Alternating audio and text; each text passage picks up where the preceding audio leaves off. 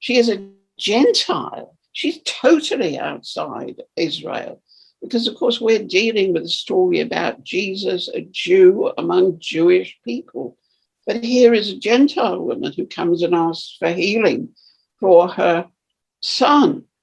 And because she is persistent, Jesus gives her what she wants and commends her faith.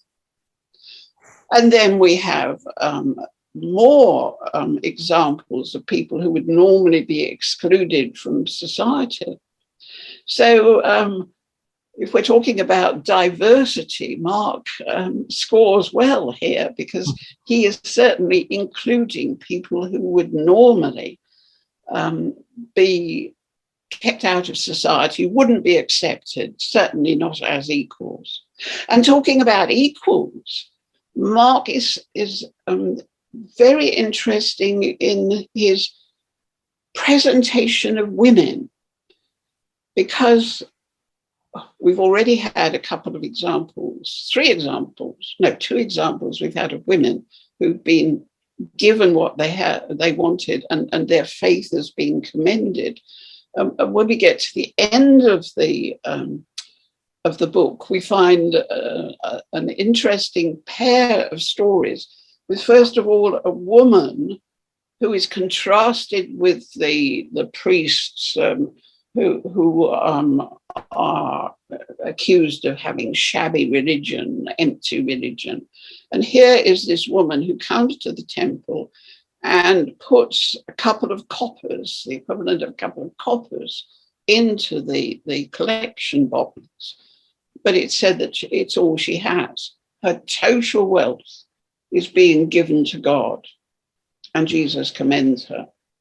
And then we have a story about a woman who comes and in an extravagant gesture, breaks an alabaster box. It's a very expensive box, and pours out the ointment over Jesus's head, and she too is commended. So these stories which keep coming up in Mark about women being commended, and when we get to the end of the story, and we have the crucifixion of Jesus, we find that it is the women who are standing there when he dies.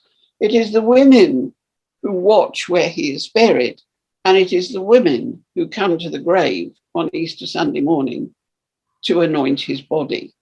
So women keep coming into the story, a story where you might think they have no right to be, because women just didn't count in the ancient world. But here they are being included and commended. What's then the impression of Jesus' teaching that arises from all this? Well, clearly we're talking about something that Mark picks out, but it's also something which Jesus was noted for. It was he who included the women. He arrives in Galilee, out of the blue, as it were, and starts teaching about the kingdom of God. Now, what does he mean by the kingdom of God? We tend to think of the kingdom of God in territorial terms. We talk about the United Kingdom, but surely he is not talking about that. We think of it in political terms. We think of it as people have often talked about building the kingdom of God on earth, so they haven't got very far with doing so. But kingship primarily is talking about God as king. And maybe we should translate that phrase, the kingship of Jesus, a kingship of God, rather than the kingdom of God. Yeah. So we're talking about obedience to God, obedience to his will, obeying him in our everyday lives. And that's the primary thing which Jesus is calling for. Obey God, obey the law to love your God and to love your neighbor. And that's what kingship of God is all about. Something there, you've got the vertical aspect of our holy God, and then you seem to have the holiness of other people. Do those things belong together in the teaching of Jesus when he's talking about the kingship of God? Well, he's certainly teaching something which is contrary to the normal assumption, for example, of the Pharisees. Now, in many ways, Jesus' teaching is similar to that of the Pharisees because they were anxious to obey God in all things.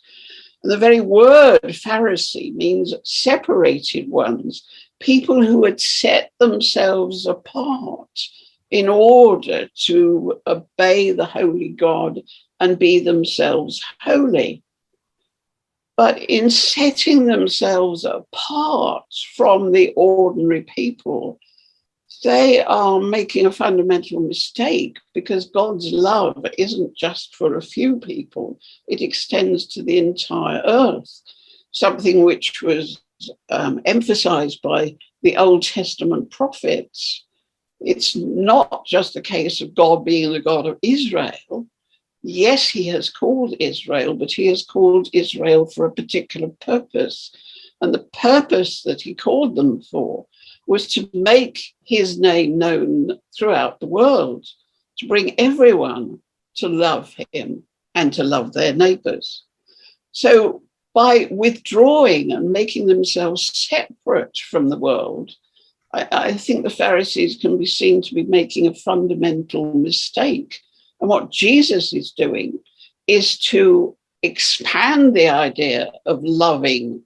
He talks about loving neighbors and expands that to mean loving Gentiles, people who don't necessarily belong to your group, outsiders. Can I ask a final question then? With this in mind, this is somebody who is fundamentally countercultural then, everyone who exalts himself will be humbled, whoever humbles himself will be exalted. The first will be last, the last will be first, and so on. Whoever wants to be great among you must be the slave. There's something subversive almost about this. Totally subversive and totally countercultural. Because when Jesus was teaching about the kingship of God and calling men and women to follow him and be disciples, they naturally associated kingship and being part of the kingdom with status, with power, with riches, with glory. And here is Jesus setting everything upside down and saying, no, what I'm calling you to do is to follow me on the way to the cross. And he's calling them to be prepared to suffer in obedience to God and even to give up their lives in order to save others, which is countercultural, except that it rings a bell this year because we have this past year seen many examples of people who have done that, whether they were conscious followers of Jesus or not. Many people have, in fact, given up their lives in order to save others, whether they were doctors, nurses, care workers, or whatever. So this counterculture has been seen in our world in the last year and has been a remarkable fact. So can you talk about the impact that the book makes? I think it is primarily a challenge. It's a challenge to follow Jesus. It begins with Jesus calling disciples to follow him. And remarkably, they down tools and follow him at the drop of a hat. And throughout the gospel, he calls other people to follow him. But it is a call to respond to the teaching of Jesus as Mark presents it.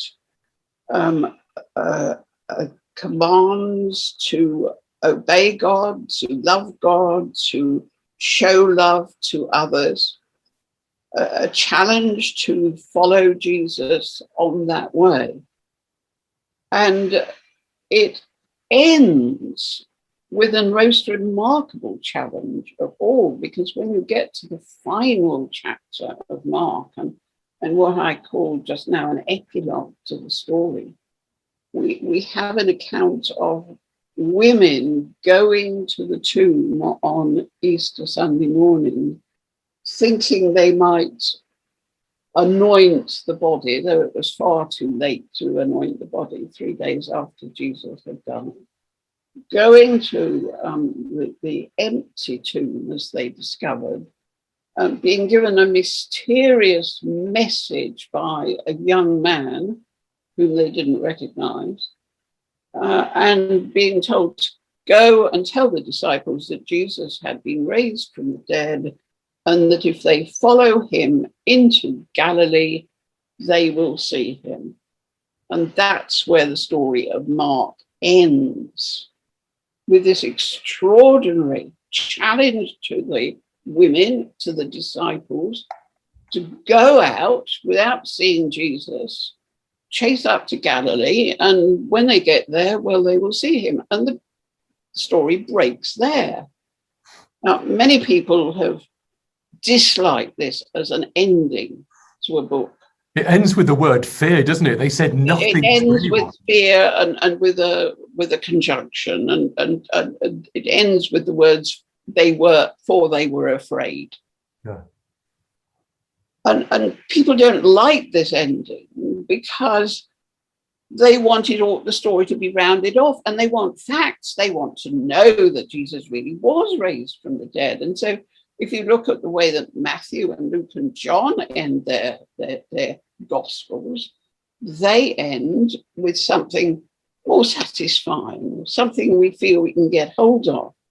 And one or two people had a go at Mark himself, because there are a couple of endings in Mark. They appear in our Bibles, perhaps in footnotes, but people have tried to round it off and say, yes, Jesus was seen. But Mark himself doesn't say that. He says the women fled from the tomb and said nothing because they were scared stiff. When you think about it, this is absolutely typical of Mark's style, because throughout his gospel, he has told us stories which can be interpreted in different ways, and which were interpreted in different ways. For example, the Pharisees said, "Oh, this is a false man.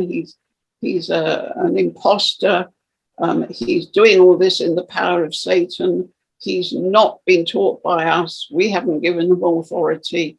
You mustn't listen to him." That's the reaction of the Pharisees. The disciples, on the other hand, have followed Jesus with faith, or half faith. And we, listening to the story, are being asked to make our own decision about this story. Do we go with the Pharisees? Do we go with the disciples?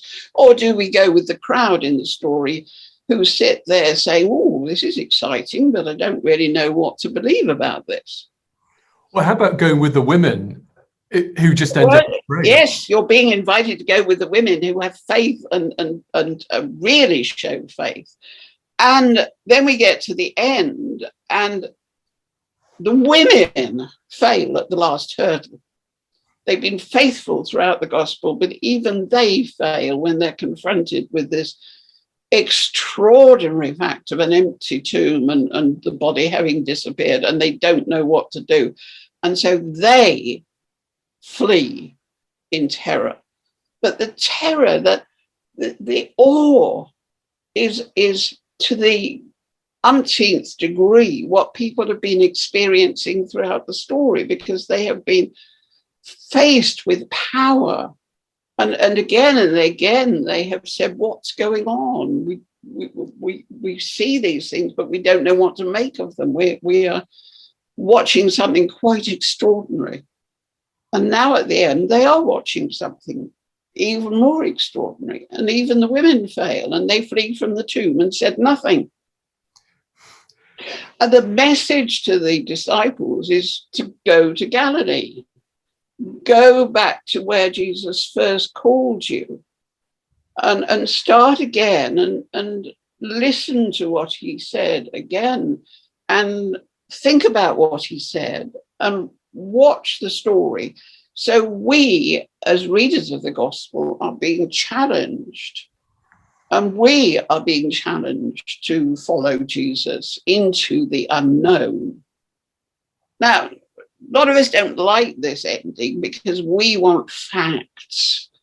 But of course, anyone involved in the academic world knows that facts are slippery things. And the more you know about a subject, the less the facts are there. And even this week, we've heard a story about how physicists have unearthed something which apparently goes against the theories which they have been believing for years. So what we think is an established fact may not be an established fact.